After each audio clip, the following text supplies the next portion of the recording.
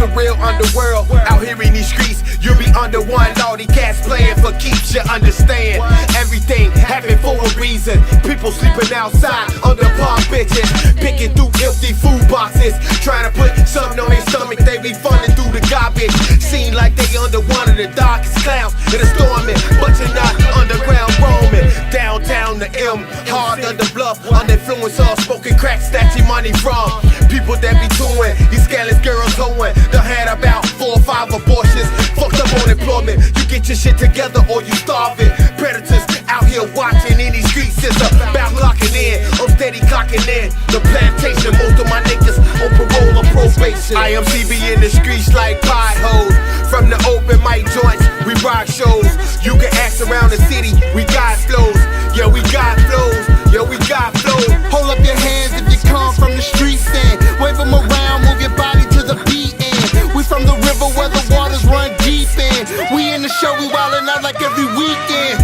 We dying to be in the streets. We die when we be in the streets. RIPTs and tears crying for peace. Looking for a piece of mind, round with a piece. We bosses around here. The lost will be found here.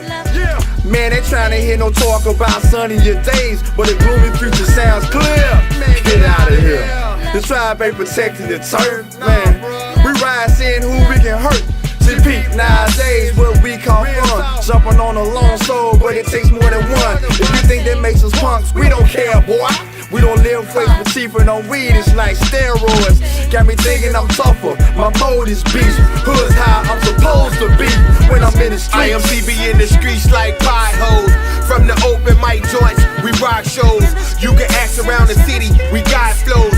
Yeah, we got flows. Yeah, we got flows. Hold up your hands if you come from the streets and wave them around, move your body to the beat and we from the river where the waters run deep in. We in the show, we wildin' out like every weekend. Derelict, heretic, terrorist, new fifth element. Nominate my DJ for the president. Ran barefoot across the hot asphalt. Cracked in the vault, party people doing somersaults. Flow like 1,000 rounds, drown your town. Since I spit crown and sample James Brown, I hold the mic like the rock of all ages. Pages to stages, the fire still blazes. My show is like a zoo, if you open all the cages. Running from the beast, but they lost in the mazes. Half of a silent assassin, the other so loquacious. Let them know ain't nothing here basic. Hacking in the matrix, no safe places. We never get complacent. Bomb in your basement, the eye of the storm. When the hurricane rain hits, look over the cliff, see the masses of anguish. IMCB in the streets like pie hoes. From the open mic joints, we rock shows. You can ask around the city, we got flows. Yeah, we got flows. Yeah, we got flows. Hold up your hands if you come from the streets and wave them around, move your body to the beat and we from the river where the waters run deep in. We in the show, we wildin' out like every weekend.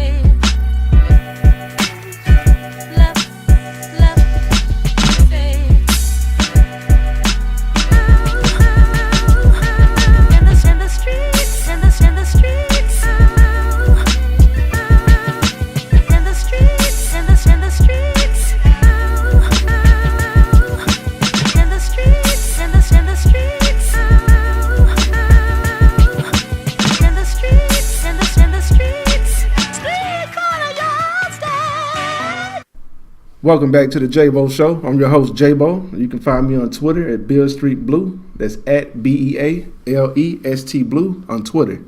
Special thank you to Sierra Gladney and to Annette Gladney for usage of equipment needed to produce this episode. The intro for this episode was In the Streets by Iron Mike Coalition.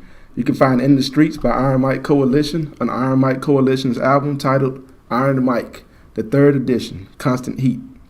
This episode of the JayBo Show is dedicated to the memory of Reverend Dr. Martin Luther King Jr. King was a civil rights activist and Nobel Peace Prize winner who was assassinated right here in Memphis, Tennessee on April 4th, 1968, while protesting for more equal working conditions for sanitation workers. May Dr. King's legacy and call for peace and unity amongst all people never be forgotten internationally, in the United States, and especially here in Memphis, Tennessee. And also shout out to First Lady Michelle Obama. Today is Michelle Obama's birthday. I found that out on Twitter in a tweet from George Clinton. So this is probably one of the blackest intros for a talk show ever. The intro to the episode is a rap song by some black dudes. I dedicated it to Reverend Dr. Martin Luther King Jr., and I gave a birthday shout out to Michelle Obama, based on information from a tweet from George Clinton. So, very African-American intro to the JayBo Show this time. But last but not least, my guest on this episode of the JayBo Show is one of the most prolific and most insightful photographers the world has ever seen. Give it up for Mr. Adarryll Jackson, Sr. I definitely appreciate that, man. Oh, you're welcome, man. Thank you so much, man, for taking the time to be a guest on my show. Thank you for inviting me. I appreciate it. What you do for New Year's? For New Year's, not much really. New Year's Eve, I met up with some friends and we did a little rooftoping for, catch the fireworks. All right. Yeah. Okay. So it was pretty cool. Okay. You say you do rooftoping. I saw that on your Instagram profile as well. And you said you also do a lot of sunset chasing. Yeah, definitely. Tell us, what's rooftoping and what's sunset chasing? Rooftoping is like, you find you a nice roof with a good view of the city or whatever, you're looking for. Mm-hmm. And you set your camera up or you set your camera up, you put yourself in the picture sometimes. But a lot of times, you just capturing the view of the city, it's a beautiful sight, so that's what you want. You want others to see what you see. Not everybody get to see it from so high up. Right. So you take a lot of pictures and share it with the world, whoever want to see it. Okay.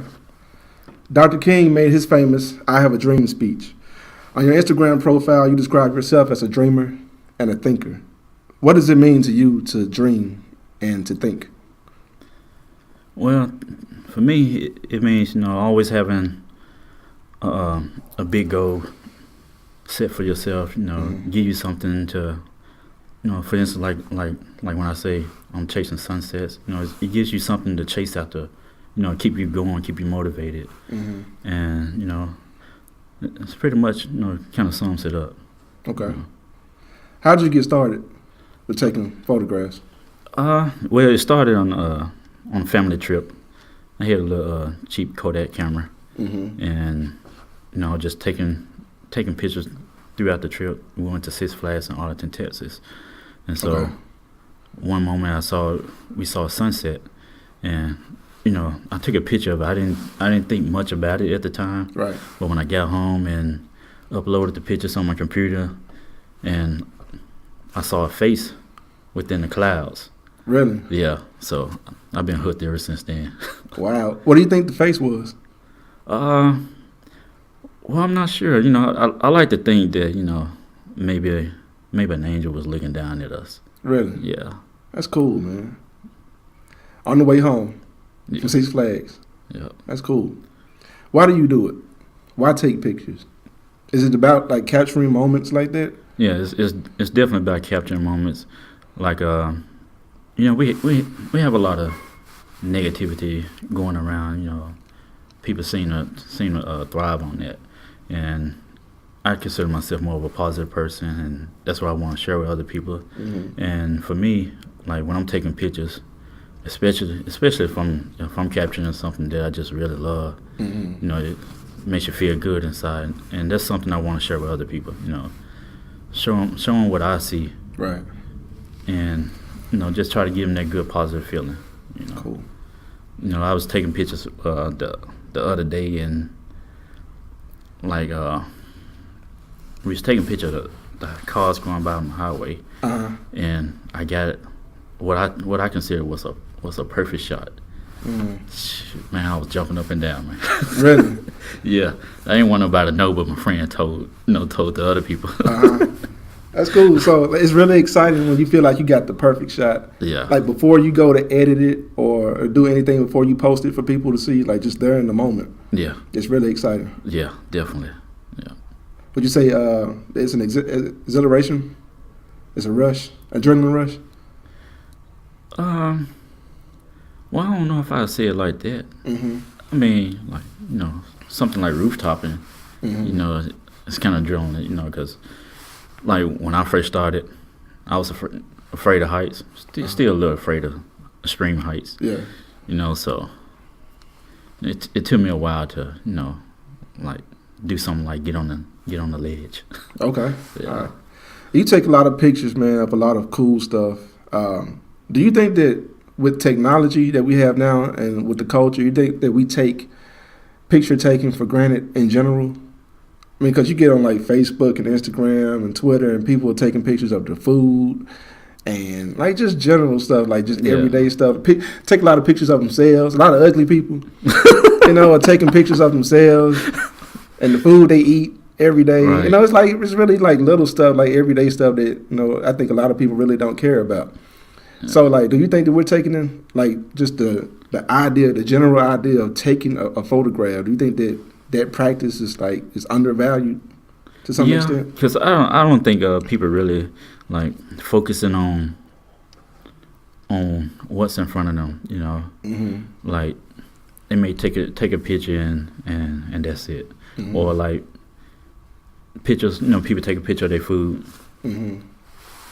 Maybe the way they have it is they just taking a picture just to show people what they're eating, but they're not showing like if you go to a restaurant, it's usually an art behind how they set up your plate. Right. There are people that get paid to take pictures of food. Yeah. Right. Yeah. Professionals. Right. And you know, for me, I can appreciate something like that more than I can appreciate, you know, people just take a picture of their food just to show everybody what they finna eat. Like you can appreciate like a professional picture of somebody taking a picture of food, like for a restaurant, like for a menu or for a billboard. But like if your little cousin just taking pictures of mama's Thanksgiving dressing and greens, you know, it's not really right. I mean, if you put your family in the picture with the food, you know, that's a different story because you're showing something behind it, not just a picture of a food. You're showing their whole family vibe. You know. But what if the family's ugly too? Well, you know, everybody can't be pretty or handsome or beautiful. Somebody, you know, you got to balance it somehow. You know? Okay. Since we're talking about technology and culture, the technology and culture behind taking pictures, tell me about the GoPro camera. About how does the GoPro camera affect how you take pictures? Well, it's a portable camera, right? Yeah. I mean, the GoPro is real good, you know, because like a lot of people they'll throw it on a selfie stick and you know you can have yourself in it, but also show what's around you, you know, the beauty that's around you or whatever it may be.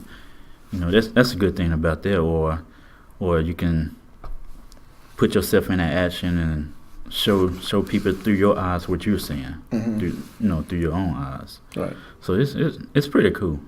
Okay. Yeah. Cool. How do time and weather conditions affect your photography?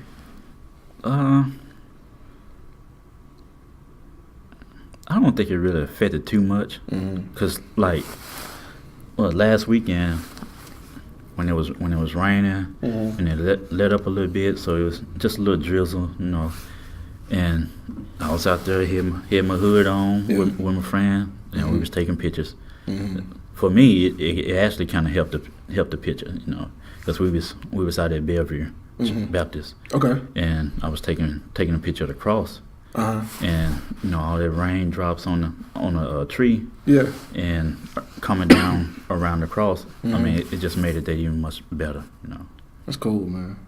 Cool. And you know, like with the cold, me and Winter don't get along too good, you know. But you know, for the moment, you just gotta bear it, you know. You put on as much as you can, and like. Since I take pictures at night, I usually throw my camera on a tripod and use a remote so I can stick my hand in my pocket. You know? I hear you. So. With you say you take pictures of sunsets. When you're taking pictures of sunsets, do you ever find yourself in a position where you press for time, trying to catch the perfect shot of that sunset before it gets dark? No, not really. Like if I'm taking a picture of a sunset, even though I'm taking pictures of it, I'm really focused on the beauty of it. You know, just being in that moment, witnessing it. You know, Right. And with me, if I'm taking a picture of something just like, you know, real beautiful, like a beautiful sunset, I'm probably gonna come away with like 100 pictures.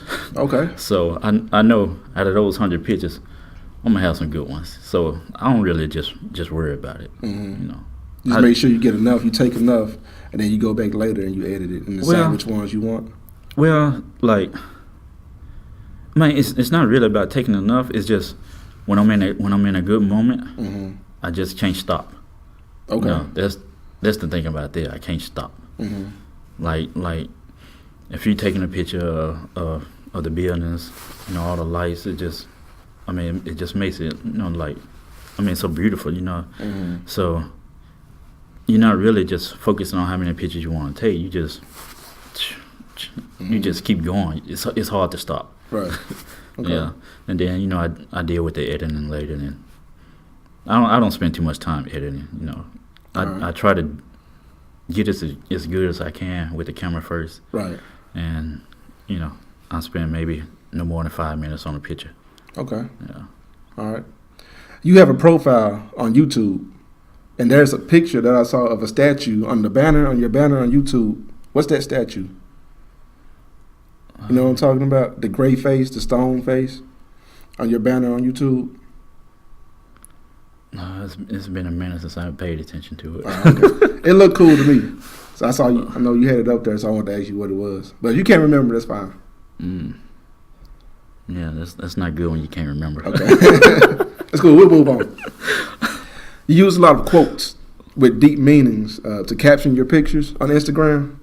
Why do you use quotes? Well, a lot of times I use quotes that they kind of like apply for something I'm thinking. Okay. Either I use it for the vibe of the picture to go with the picture, Okay. or I use it for something, you know. Sometimes, you know, it's just something that'll help me out, you know, something that's on my mind, or things like that. Okay. Yeah, I love quotes, Okay. especially good ones. Yeah. All right. You had two quotes on your pictures on Instagram that stood out to me. One was, I'll read both of them. The first one was, quote, "Loneliness adds beauty to life. It puts a special burn on sunsets and makes night air smell better." And that was by musician and actor Henry Rollins. And the second quote was, quote, "Even if I have to stand alone, I will not be afraid to stand alone," end quote. And that was by United States Senator Barbara Levy Boxer. Those two quotes in particular, they have a common theme of loneliness. Right. Is finding photo opportunities and editing pictures a lonely process?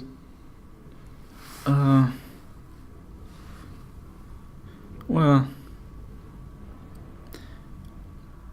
I mean, for me, it's good. Like when I'm taking, like when I'm taking pictures, you know, you pretty much like toning everything out.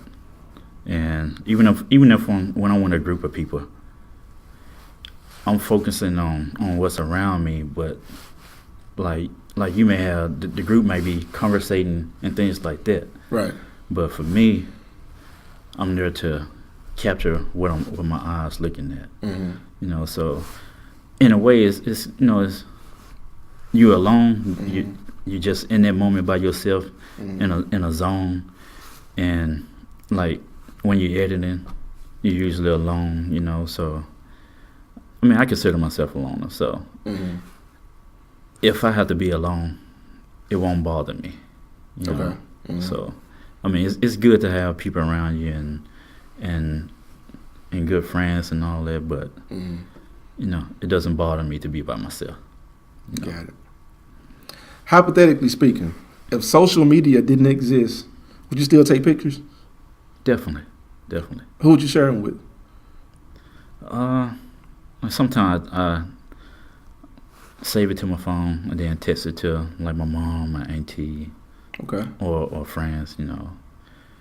People, immediate people, around me, because I know they enjoy seeing beauty, and usually they like the pictures I take. So Cool. if nobody else saw 'em, they'll be happy to see it.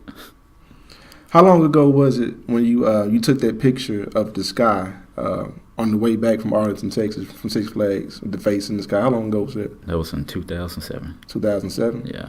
So you've been taking pictures, what's this, 2016? About 9 years? Yeah. About 9 years now. How did you showcase your art? 2007, social media wasn't as relevant. It was here, but it wasn't as relevant as it is now. So how did you showcase your art before social media blew up, before Instagram? Well, I didn't really do a whole lot of showcasing back then. I print out 4x6 pictures, or just have them on my computer. Okay. I should have shared it a lot back then, but I didn't. Okay. Okay. I was pretty much just taking it just to be, just to have it. All right. On Instagram as well, I see you took a lot of pictures that you say were taken in Japan Yeah. and Jamaica. Why were you there? Each place. Well, I've always wanted to go to Japan since I was little. Okay. And I had an opportunity to go there and just, get a good experience of it firsthand. Okay. And I took advantage of that moment, the opportunity. Okay. What was the occasion? Well, I wanted to, I've always been fascinated by Japan, so I wanted to just capture moments of like the festivals and the people and just the beauty of of Japan itself. And my big goal is to put together a book from those photos. Okay. Yeah. All right. And just share it with everybody, whoever want to see. Okay. What about the trip to Jamaica? Did you go with anybody in particular? Yeah, I went with family. Yeah, it was on a cruise.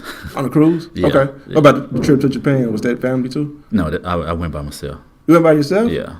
You flew from Memphis Yeah. to Japan Yeah. by yourself? Yeah. Dang. Yeah.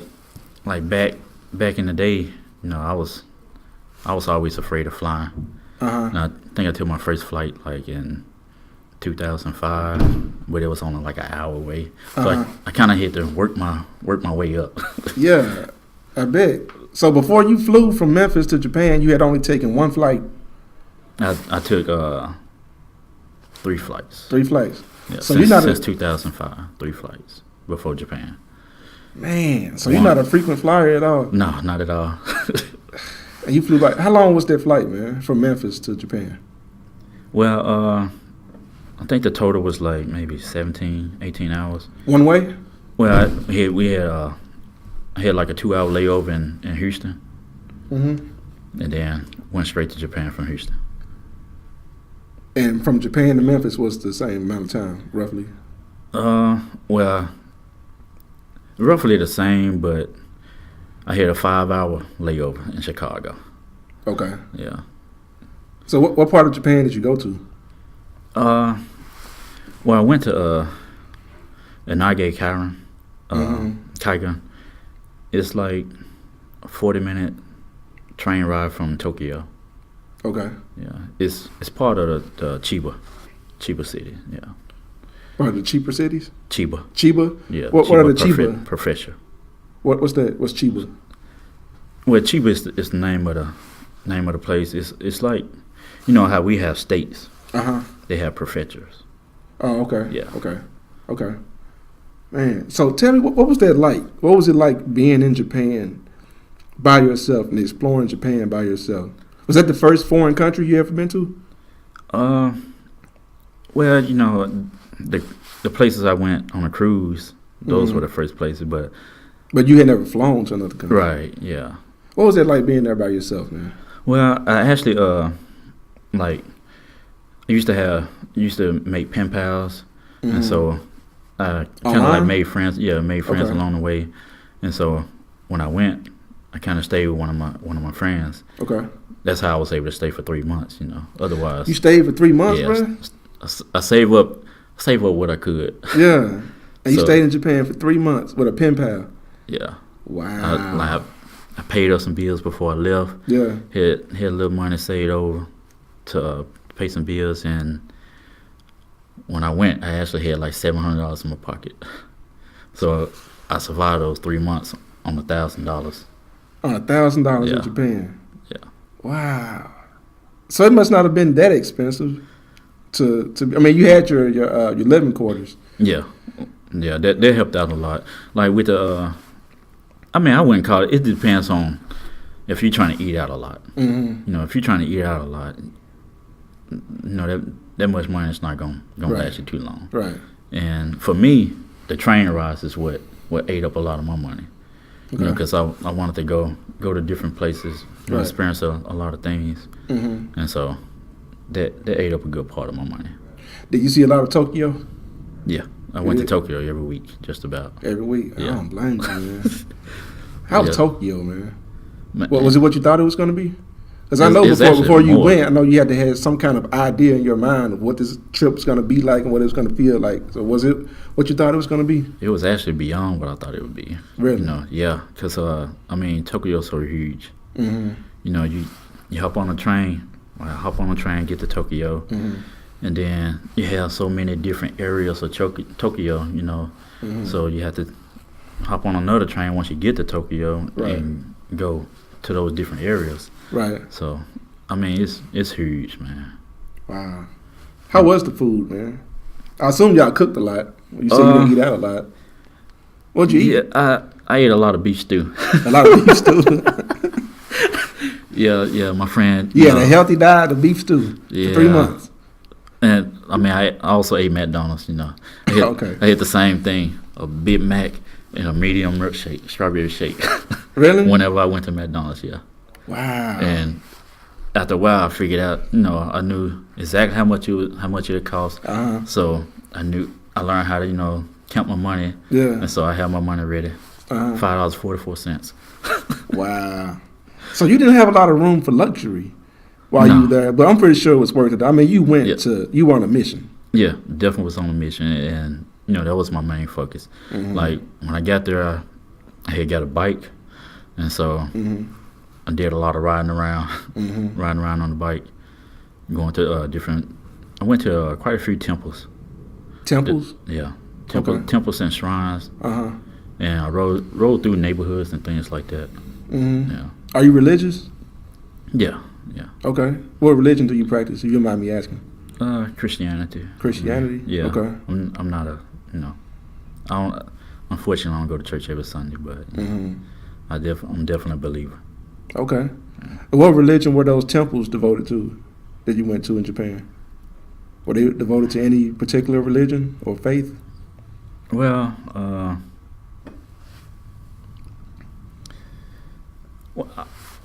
I mean, I don't know if you can really consider it a religion or just kind of like a philosophy. You know, how you have, Buddhism and things like that. Mm-hmm. I'm not sure it's really considered a religion. More so like a philosophy. Okay. At least that's how I see it. Okay. Just gives you ideals of living better and things like that. Cool. How were the people? The people were real nice. Really? Yeah, I mean, like when they meet up with each other and when they're about to part ways, Mm-hmm. yeah, one bow, the other bow, the other bow again, the other bow again. Mhm. I seen a group of people bow to each other like 10 times before Really? they actually walked away. Wow. Yeah, They're just very appreciative of Yeah. each other's company. yeah, So it definitely. sounds like they really value each other's time. Yeah, definitely. Man, that's And awesome. They also say the lower you bow, the more respect you're showing. Also, Oh, man, that's awesome. Yeah. What's up with that pen pal, though? That's a hell of a pen pal. Let you crash at their crib for 3 months? yeah, From the other side of the world? yeah. Like if you talk to somebody or people for several years, they kind of get comfortable with you, Okay. and they don't feel any threat. Okay. I like to consider myself, a good guy. Okay. Good. So, Has that pen pal been here to Memphis to see you? yeah, came twice and showed them around. Yeah. Okay. Was it a man? No. A woman? Yeah. How long did she stay? A week. She Both stayed a week? times. Yeah. Oh, okay. Had to get back to work. So, Okay. yeah. All You know, right. they work hard out there. All right. Like, man, I mean, it's crazy, man. You get on a train, and it's like 90% of the people got on suits. Really? Yeah. Wow. I actually interviewed for a teaching job out there, so I didn't. Of course, I didn't have a suit with me, so I had to get a suit. Yeah. What happened with that? With the interview? Well, it was for a teaching job.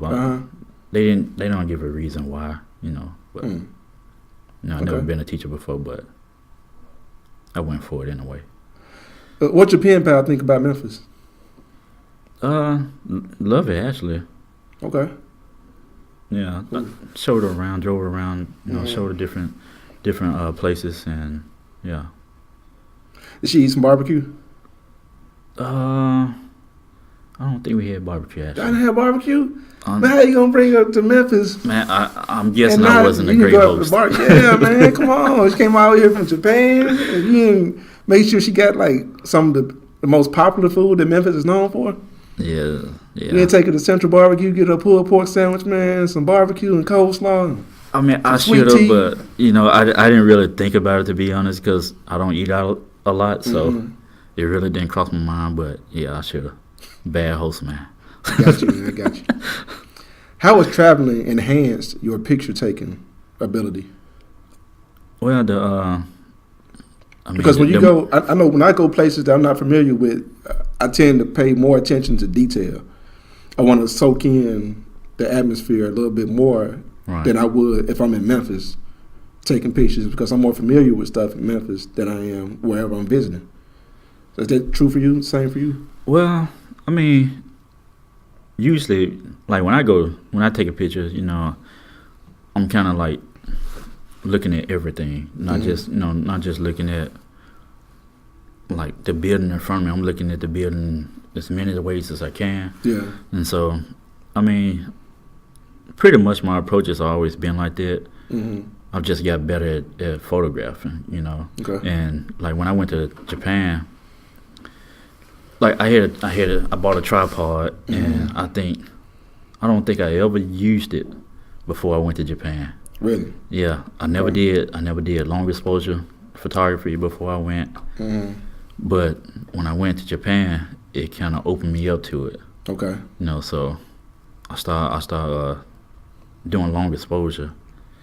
After the first one that I did, you know, I was taking a picture of the temple, and a car just happened to drive by and gave me that light, you know, light trail. So yeah, I was kind of hooked. So I've been doing long exposure since, and I bought me a little cheap tripod while I was in Japan, and when I came back, made good use of my tripod that I already had. There you go, man. What's special about taking pictures in Memphis as opposed to taking pictures in other places? Well, I mean, the way I see it, every place has, you know, has its good and its bad, has its beauty and I guess ugliness, you know. And I mean, Memphis is really a beautiful place. It is, yeah, it really is. It doesn't get enough credit for its beauty, I don't think. Right. Yeah, people focus more on the barbecue. I focus on the, excuse me, sir, I tend to focus on the barbecue and the beauty. I appreciate both equally. Yeah. The ugliness, too. I appreciate the ugliness, too. Yeah. There's some ugly parts of Memphis, but, you know, I appreciate that, too. Yeah. You know, once you focus on beauty, I mean, to me, I think it helps you appreciate everything a little more. You know? Yeah. Because you start seeing even things people consider ugly, you start seeing that in a beautiful way. Yeah. And you know, like for me, I might just take a picture. You know, I'm taking it the best way I can. Yeah. And you know, you might be thinking it's what you're taking a picture of is the scene itself is not great. But then when somebody else look at it, you know, they see the beauty in it. You know what I mean? Yeah. You know, before the picture, they, you know, like that's nasty. But once they see a picture, they're presented in a better way, they start seeing things differently, more positive, Cool. You posted a video on your YouTube profile of Kobe Bryant making a big shot during a recent game. He's retiring at the end of this season. What's Kobe's legacy to you? I mean, he's going out as one of the greatest, to ever play the game. A lot of people really didn't give him much credit. For some reason or another. They find a reason to hate on him. Right. And that's the only thing I don't like about the retiring now, because the haters that he had over the years, all of a sudden they love him. Yeah. You know what I mean? Yeah. I mean, stay true to yourself, If you hated him then, don't hate him now just because he retired, Right, right. I think that's kind of cheesy too. Yeah. Because, I mean, in his career, he's had, like, finals and, like, late playoff battles against the Boston Celtics and against the Sacramento Kings in particular. Off the top of my head, that's who I can think of. And he's played games in both of those arenas here now. And fans are on their feet clapping, and the other team have like big plaques that they're giving him and trophies that they're giving him from the opposing organization, and they have these video montages of him and the greatest moments of his career. I'm like, we still got a game to play. Like, you about to go in the competition with this dude. Like, they rolling out the red carpet for him and everything. Right. I'm like, it's really kind of cheesy to me. It's cheesy. Yeah, I mean, I understand, like, you want to pay homage to one of the best basketball players to ever play the game. Do that after he retires. I think don't do it 10 minutes before you're about to go to battle on the court. You know what I mean? Yeah, I mean, that right there, I don't know. I can appreciate, the love they showing him. It just, I don't know. I'm just not a big fan of bandwagon. Me either. I'm like, you hated him 5 years ago. Hate him now. Yeah, because he was still the great player he was then. Exactly. Even Nothing now, changed. even now, man, I think he's better than 80% of the people in the league. 80%? 80%. I want to say 80%. Better? Man, he's people old, suck, though. man. Huh? He might be old, but look at what he's still doing. You know what I mean? Yeah, he's showing some glimpses of greatness, but I mean, he's not going out every night this season scoring 25, 30 points. He's averaging what, 15? I don't know. Is he? You got a lot of people averaging what, 5, 3, but they still got a home. You know what I mean? Yeah. Somebody else still gonna sign them. Yeah. I don't know, man. It's just because you get old, it doesn't really stop what you can do. Just like Jordan. Even at 40, he still was beating out a lot of players. Yeah, he was. Yeah, that's true. So only sad thing about Kobe is because he dealt with a lot of injuries, so it kind of slowed him down and all that. But he still lighting him up. Yeah. He had his Some little nights, yeah. He had a little moment where shoot, was like nothing go in, but then once he got that flow going, man, shoot, he was putting it on him. Yeah. Lakers might not be winning, but you know what I mean? He's still giving them his best, the best he can while he out there, I see you have a lot of videos of Michael Jordan too, a lot of Michael Jordan highlights on your YouTube profile. In their prime, one-on-one, who would win between Michael Jordan and Kobe Bryant? I'm gonna say Michael, man. Me too, man. Gotta go Mike. Gotta go Mike. Yeah, he's my all-time favorite, and Kobe's my second. Okay. Yeah. Cool. I see this picture that you and a lot of photographers in Memphis take a picture of. It's this story, this sticker or this motto that you guys take pictures of a lot. And the quote on this sticker is, quote, "Live a great story." Right. What is that? Well, it's just like... what does it mean to you to live a great story? For me, it means to live the best that you can. The story is your life. So you want to live the best life that you can. That's how I look at it. Okay. Cool. All right, Adarryll. Time to play some games, man. Uh-oh. You're just tuning in to the JayBo Show. I'm your host, JayBo, and my guest on this episode is photographer Adarryll Jackson Sr. Adarryll, we're gonna play a game called To Get to Know You Better. Okay. I'll throw out a question, and you just give me the first thing that comes up. All right? All right. All right. First question: the beach or the woods? Beach. Why the beach? It's just like when I'm taking pictures, man. Just the beauty of being there. Uh-huh.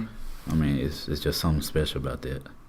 Cool. I was expecting you to say the woods, being in Memphis, because we don't really have a lot of beach in Memphis. That's true. Yeah. You know, but man, I went on and made that little drive to Florida, Pensacola Beach, Florida. Man, I mean, I stayed near water the whole time. Really? It's awesome. Huh? Yeah, caught that sunset. Man, shoot. You know, I hardly ever get to the beach, but man, it was beautiful.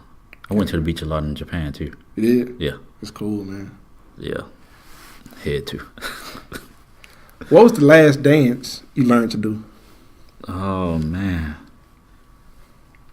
I don't even dance unless I'm just acting silly. Really? You can't whip the nay-nay? No, you can't do, what's the dance that the kid from Memphis came up with that was hot this past summer? Hit the Quan. Man, You can't hit the Quan, man? Man, I can gangster walk. You can Something gangster like walk? that, yeah. I got you. I can slow dance. That's about it. Slow dance and gangster walk. Yeah, man. Like two extremes right there. Yeah, I don't want to embarrass myself, man. Do you read magazines? Yeah, I read from time to time. What magazines do you read, man? Because I hardly ever see people reading like real like paperback magazines. I have outdoor photography, popular photography. I have sports diver. I had Details. Did a little reading of that. What's Details? It's a man's magazine, like fashion and kind of like trying to like help you improve yourself, you know. Okay. All right. Cool. Will I Am or Kanye West? Kanye West. Why Kanye over Will I Am? Well, I know more about his music than Will I Am. Really? You know, I've only listened to a few songs from Will I Am, but you know, I heard a lot of Kanye West songs and like songs he produced. Yeah. What's your favorite Kanye West song? I like the one with Twista and Jamie Foxx. Slow Jams. Yeah, I love that, man. Slow Jams for the slow dancer. Yeah. There you go, Slow Jams. Yeah. Do you brush your teeth in the shower? Nah, man. Me either. Isn't that disgusting? Yeah. I think that is disgusting. What? It's definitely weird, man. It is For weird. sure. I used to date a girl who brushed her teeth in the shower, and she didn't think anything was wrong with it. Really? Yeah, I told her that's disgusting. I should have dumped her. That's disgusting. We hanging out, she's taking a shower, and she reaches over and grabs a tube of toothpaste and the toothbrush off the edge of the tub, to brush her teeth. I'm like, you brushing your teeth in the shower? Wow. Yeah, That's disgusting. I kind of like heard of it, but No. I ain't never experienced that. I hope I never do. Those two activities should be separate. Definitely. Brush your teeth, finish brushing your teeth, and then you get in the shower. Two separate activities and two separate parts of the bathroom. Yeah, it definitely should be Yes. separate. That's almost as disgusting as brushing your teeth on the toilet or I something. know, right? Isn't it really disgusting? To be taking a crap and brushing your teeth at the same time. And when you're in the shower, you got to hit the nooks and the crannies. You hit nooks and crannies and teeth Yeah, I mean, but at the same time. some people weird, man. Some people eat on the toilet. Nah, I mean, man, I ain't never some did people that. weird. I heard of that, man. How can you do that? How can you stand the smell and eat food? How can you I've put it heard in of it, and though. push it out at the same time and the smell? I've heard of it. I mean, I don't know. Maybe they was eating a snack or something, but I've heard of it. That's crazy. All right, man. Our last game. It's called Fill in the Blank. I throw out a statement. You just fill in the blank. All right? All right. If I were president of the United States, I would. I would work on finding a way for everybody to be to, be more successful. Live a better life. live a great story. You know, Sounds good. everybody should be happy, man. Got it. I wish that was possible. You know, The last fruit I ate was pineapples. I love pineapples, man. Yeah, They're delicious. I ate some yesterday. My parents are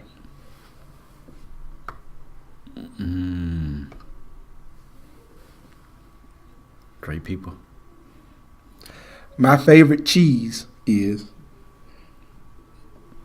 American cheese. you like American cheese? Yeah. I like provolone, man. Provolone and sharp cheddar. My favorite two cheeses. Never had provolone. You never had provolone cheese? You must not eat a lot of Italian food. No. See, I love Italian food.